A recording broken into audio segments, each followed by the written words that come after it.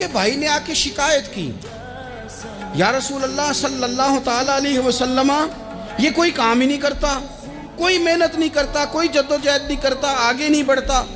مجھے اس کی ضروریات کی کفالت کرنی پڑتی ہے، مجھے جدوجہد کرنی پڑتی ہے، مجھے اس کے معاملات کا خیال رکھنا پڑتا ہے، آپ اسے سمجھائیں۔ تو حضور نے بہت سارے لوگوں کو سمجھایا جو کام نہیں کرتے تھے۔ ہمارا نبی پاک نے ایک روحانی مسئلے کا حل بھی بتایا۔ اللہ کے محبوب علیہ السلام سے عرض کی، حضور یہ یہیں بیٹھا رہتا ہے اور سارے ہی کام مجھے کرنے پڑتے ہیں۔ حضور نے نظر مبارک اٹھا کے بھائی کی جانب دیکھا جو بھائی کا شکوہ کر رہا تھا، تو کریم محبوب فرمانے لگے، ہو سکتا ہے